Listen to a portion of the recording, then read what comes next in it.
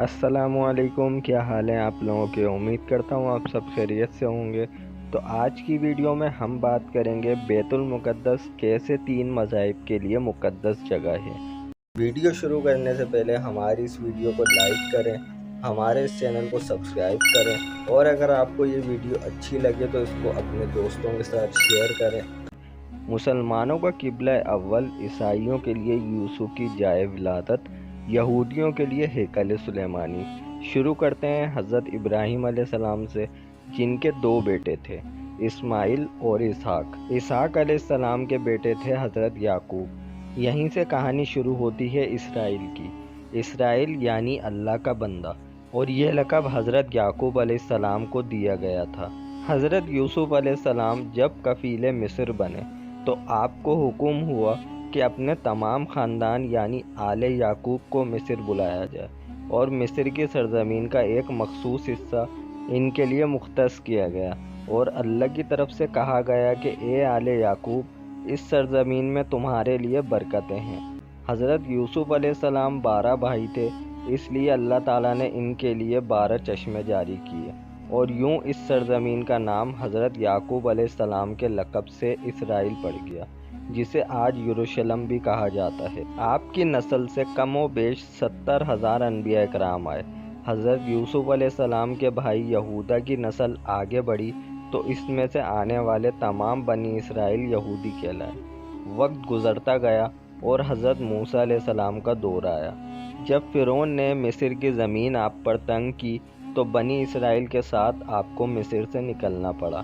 इस दौरान बनी इसराइल पर अल्लाह ताला की बहुत सी करम नवाजियाँ भी हुईं, जिसमें मनोसलवा, चश्मों की बहताब, मछलियों के शिकार का जिक्र कुरान पाक से भी मिलता है और वहीं हमें एक गाय का जिक्र भी मिलता है, जिसके लोथड़े से मुर्दे ने अल्लाह के हुक्म से ज़िंदा होकर अपने कातिल का नाम बताया। इस गाय की निशानियाँ अल्लाह ताला ने कुरान पाक में बयान फरमाई, जो कि एक सुर्ख माइल रंगत की गाय थी और ऐसी गाय आज भी यहूदियों के नज़दीक मुक़द्दस मानी जाती है। हज़रत मूसा अलैहिस्सलाम के बाद दीगर नबी आए। इस दौरान में हज़रत मूसा अलैहिस्सलाम और इनके दौर की कुछ बाक़ियात, तौरेत, मनोसलवा का कुछ हिस्सा बनी इसराइल ने एक संदूक में महफूज कर लिया। ये अल्लाह की तरफ से हज़रत आदम अलैहिस्सलाम को दिया गया एक ख़ास संदूक था, जो नस्ल दर नस्ल नबियों के पास रहा, जिसे कुरान में ताबूत सकीना के नाम से पुकारा गया और ये यहूदियों को अपनी जान से ज़्यादा अजीज़ है।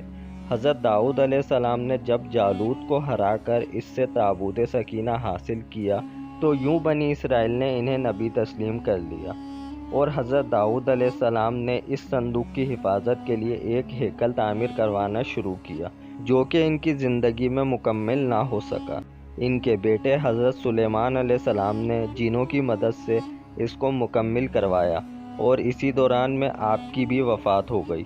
इसी वजह से इसे हैकल सुलेमानी कहा जाता है। बाद अज़ां बाबिल के बादशाह बख्त नसीर ने इसराइल पर हमला किया और हैकल सुलेमानी को भी गिरा दिया और ताबूत सकीना भी अपने साथ ले गया।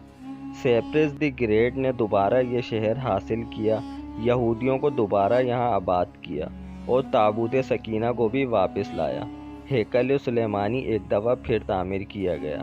फिर वक्त गुज़रा और हज़रत ईसा अलैहिस्सलाम की आमद हुई, जिन्हें नाउज़ुबिल्लाह यहूदियों ने दज्जाल, नाजाइस और क्या क्या लक़ब दिए। यहाँ से यहूदियों में से 2 अलग कौमें हो गईं, एक यहूदी और दूसरे ईसाई। यहूदियों ने साजिश करके हज़रत ईसा अलैहिस्सलाम को सलीब पर चढ़ाना चाहा और अल्लाह ताला ने इन्हें अपने पास उठा लिया।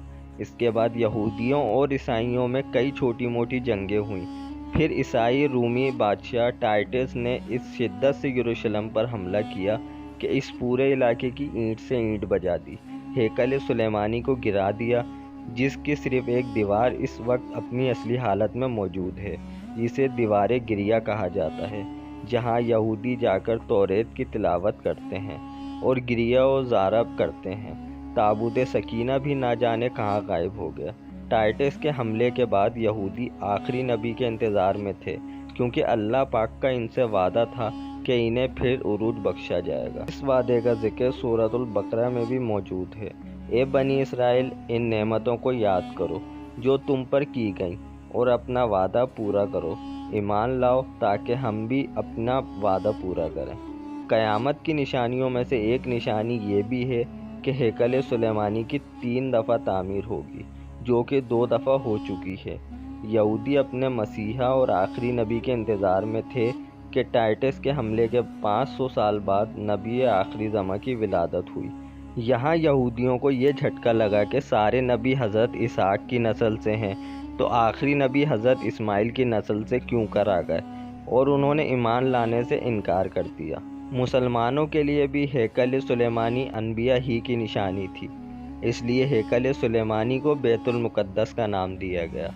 اسلام کے آغاز میں یہودیوں کو قائل کروانے کی خاطر ہی بیت المقدس کی جانب منہ کر کے نماز ادا کرنے کا حکم ہوا، کیونکہ یہودی اسی طرف منہ کر کے عبادت کیا کرتے تھے۔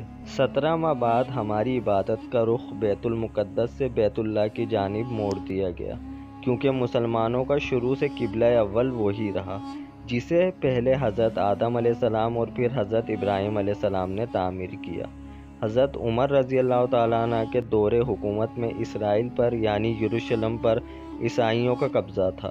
بیت المقدس کے ہی احاطے میں انہوں نے گرجا گھر تعمیر کروایا ہوا تھا، اور عین تابوت سکینہ والی جگہ وہ یہودیوں کی نفرت میں گن پھینکا کرتے تھے۔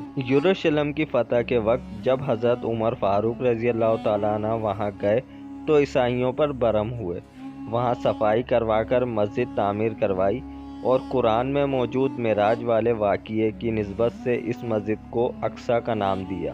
تو دوستوں، دیکھا آپ نے یروشلم تینوں مذاہب کے لیے کتنا ضروری ہے۔